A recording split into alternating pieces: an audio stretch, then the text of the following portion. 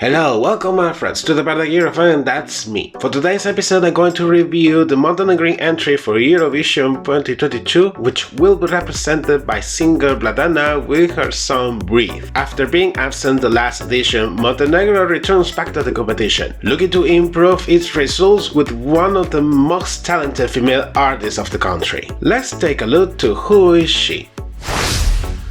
Vladana Bisinic, mostly known by her name, is a Montenegrin pop singer and songwriter. Since very early age, influenced by the interest of her mother on music, she studies music theory, piano and singing. Still being a teenager, she starts to participate in musical festivals, releasing songs composed by her written in Montenegrin. In fact, she participated twice in the national semi-final in Montevideo in 2005 and 2006, when Montenegro was still forming a joint nation with Serbia before having its independence in 2006. By then, there were serious controversies in the national final in the two occasions she has participated in, with incidents with the televoting and the Montenegrin jury voting favoring to Montenegrin artists and relegating to Serbian artists. It was such a scandal that even the EBU had to intervene, doing internal inspections, although not having any involvement in the final decisions made by then Serb Montenegrin public broadcaster. With all that happening in those 2 years, Vladana decided to step out of participating in musical festivals, totally comprehensible and logical, having a short hiatus until early 2010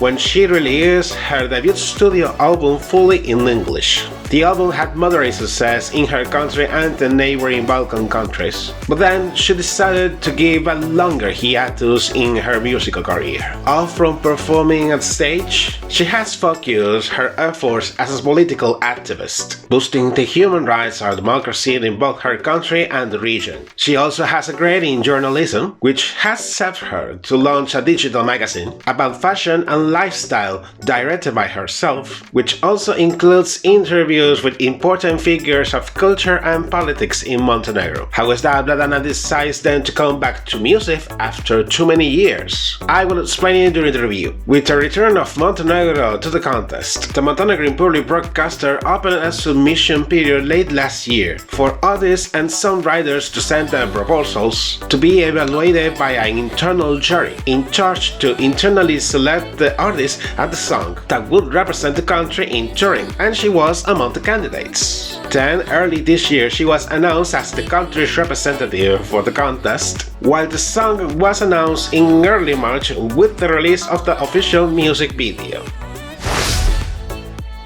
Well, we can keep reading. Here comes the analysis according to what she has presented in her official music video. The melody in this case is a power ballad, and also her voice is powerful, outstanding in the chorus where there's a vocal extravaganza, fitting very well with the kind of song. About the lyrics, you can notice when reading it with attention that speaks about a declamation to life, to keep reading and still living at your fullest, even if death comes sometimes into our lives, and at the same time a protest to people still acting irresponsibly with the pandemic still going on. This last statement comes as Vladana has commented that the song is inspired on the recent death of her mother last year because of COVID-19. She describes it as her heart broken into tiny little pieces, converted into music and words. The context behind the song is very personal, and it can be imagined how difficult it could have been for her. The message is concise in this case, having a lot to do with the one I explained in a previous episode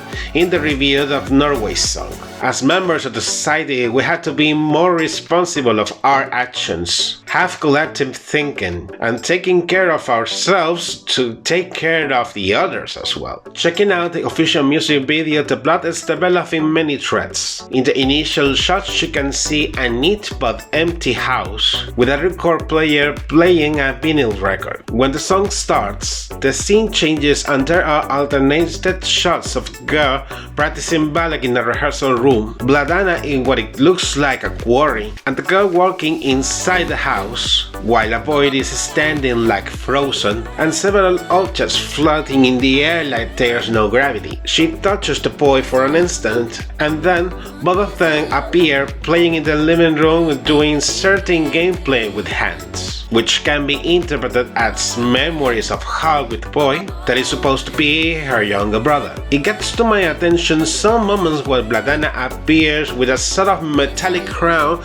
with the shape of a thoracic cage. It's absolutely a wink to the song's title because of its shape, especially in the context the song has been written. Towards the second verse, a frozen woman appears floating in the air, with several objects also floating around her. God touches her for an instant, and both of them appear sitting in a couch reading a book together, which can be interpreted in the same way as memories of her with the woman that is supposed to be her mother. All those moments are alternated with shots of the girl still practicing ballet and Vladana in the quarry. In another scene, there's a man that is also frozen, with the girl reaching and touching him for an instant, and both of them appear in a room having a dance together, which can be interpreted as well as memories of her with the man that is supposed to be her father. During the bridge is Vladana, who appears frozen in the house in another room. When the girl sees her, she approaches to her and hugs her, causing all of the people inside of the house get unfrozen and awake from the stagnation they were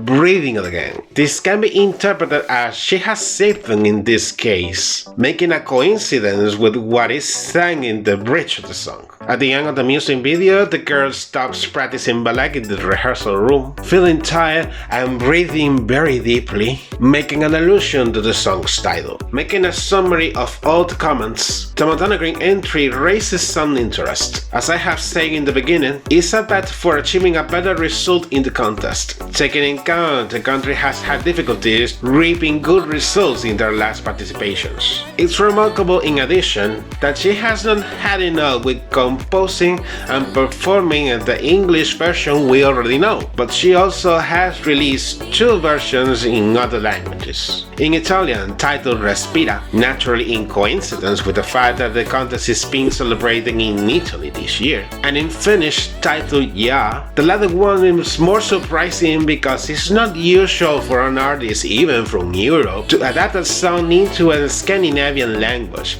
but it's still praiseworthy. I can also affirm that the song is a homage to her passed away mother, as she was who introduced her in the world of music. So I guess it's going to be a very unique and special moment for Vladana. I also had the chance to see her performing her song in the Barcelona Eurovision party. Here's an exclusive snippet of her performance.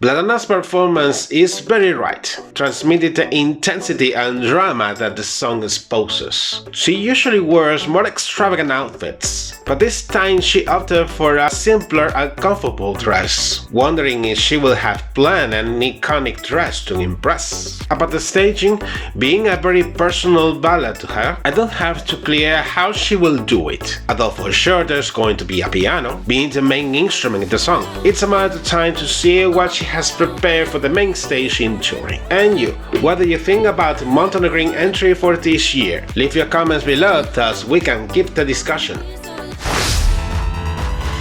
And this is it for today's episode. As usual, don't forget to like, subscribe, enable notifications, and follow me in my social media. Take care and see you in the next episode. Bye bye.